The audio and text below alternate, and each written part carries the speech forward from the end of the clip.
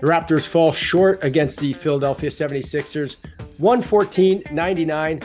Welcome to Raptors Tonight. I'm Randy Urban, joined by Sherman Hamilton, Paul Jones, and Eric Smith.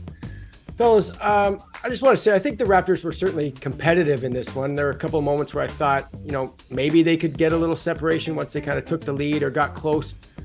But to me, Jonesy, Philly just seemed like the fresher team. Yeah, Eric and I were talking about this on our broadcast, the fact that the Raptors were kind of there in every quarter. The game was, death by single possessions. They lost the first quarter by 4. They lost the second quarter by 5. They lost the third quarter by 4, and they lost the fourth quarter by 2. And you add it up, and it's like a 15-point loss. And they didn't finish quarters well. I still think they're in figuring out the new system. The turnover bug is biting them. And Philadelphia did look a little fresher. I thought Toronto played with really good energy.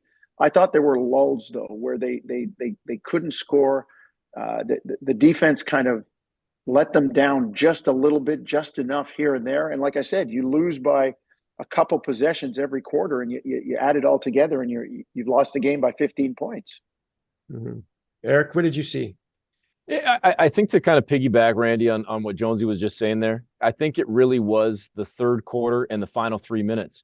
Like, they didn't close the second quarter well. It was nip and tuck, back and forth, kind of seesaw battle, and the last few minutes of the second allowed Philly to open up that lead by 9 at the half. But to Toronto's credit, they got off the mat and came back in the third and came back within 1, and it turned into a seesaw battle. There's nip and tuck again. And then what happened? Last 3 minutes or so, Philly goes on a big-time run and opens up the 13-point lead.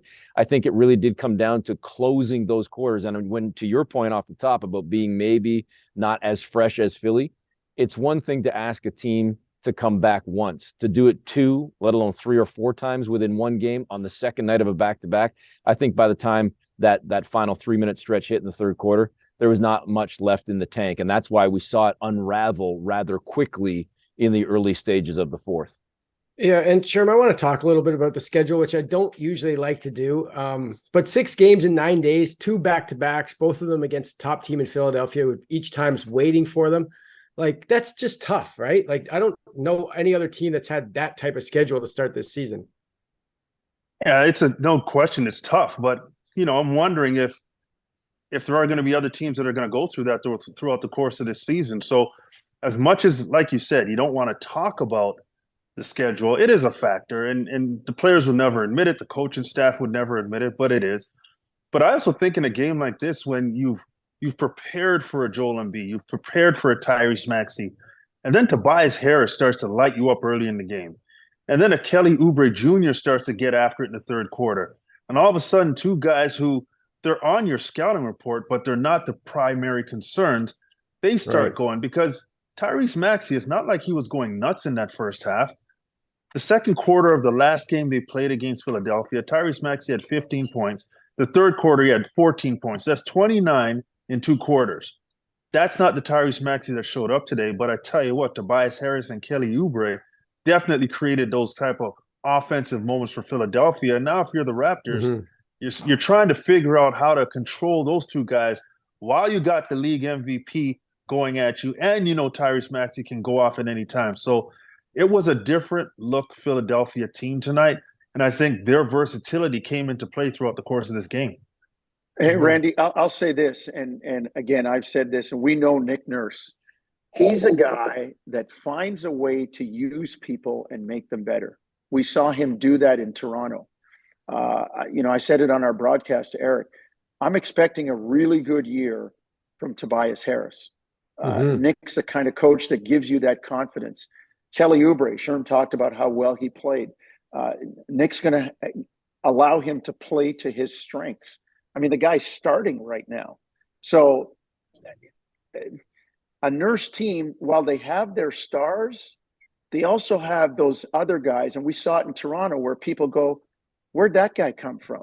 When it's Norman Powell or a young Fred VanVleet. Like, where'd that guy come from? Oh, yeah, Chris Boucher. They got him from the G League. Nick kind of finds a way as a coach to have a guy play to his strength, and those guys show well under him. I don't know if you get long returns, but in the short term, he always gets the maximum out of guys. He seems to anyway, or put him in a system where they seem to. And Jonesy, Randy, how many of those guys did the Philadelphia 76ers just get in the James Harden trade? At least one or two, right? When you talk about guys that Nick Nurse can rely upon into that second unit that come in now. We didn't see them tonight. Obviously, you know, give them a chance to learn the playbook and get a couple of practices under their belt. But suddenly this team just got better, not only by addition by subtraction, but addition by addition with key pieces that I think are going to play significant roles for Philadelphia. So you think Philadelphia got better with this trade? Absolutely. I do. I don't know if these guys do, but I do.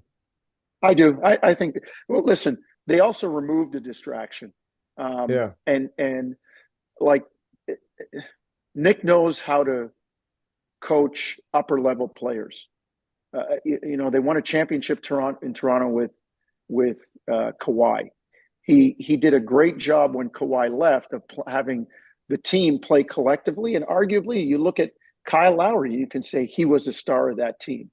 And you know, I've just kind of watched Nick's methodology, his coaching philosophy over the years. And I think they've got a team now that they know there's no James Harden. He's not walking through that door.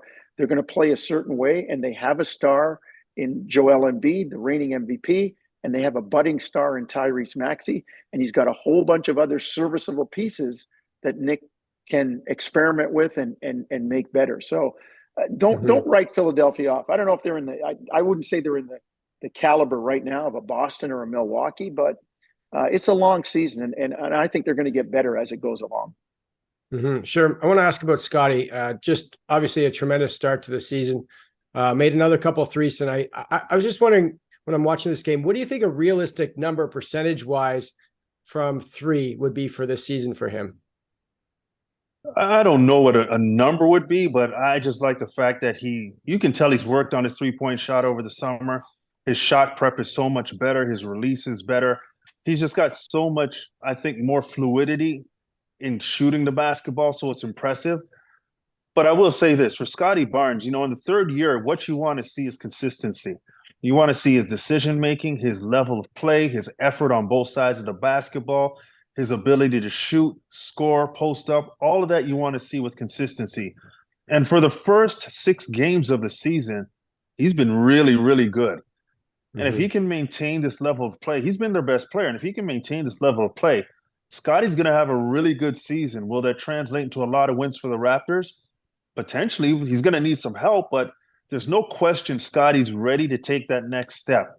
You just don't want him to get worn down and not have the wins to show for it. But I just think Scotty, when you look at his skill set and his ability to impact the game on so many levels, he's a dangerous guy to have to contend with for opposing teams.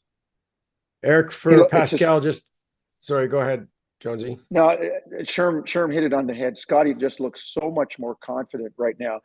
You see him stepping into threes with, you know, that confidence and conviction, and he knows that a lot is being asked of him, and it's not always perfect, but I think he's willing to step up and be kind of a leader, a ball handler, a distributor, a scorer, whatever it is this team needs to win as he takes the next step in his growth.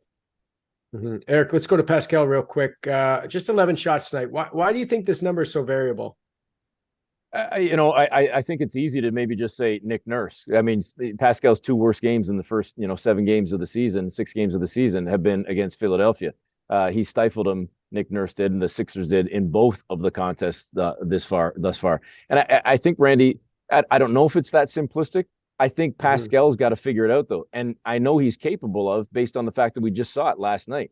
Like, he even had comments after the ball game about taking Scotty aside and saying, we need to figure this out, and talking about the leadership of this team and everything else.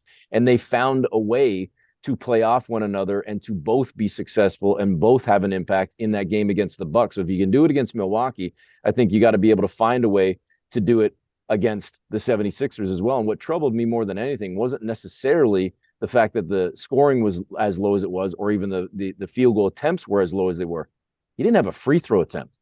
And that tells me something about the aggressiveness or lack thereof in terms of trying to get to the tin or make things happen.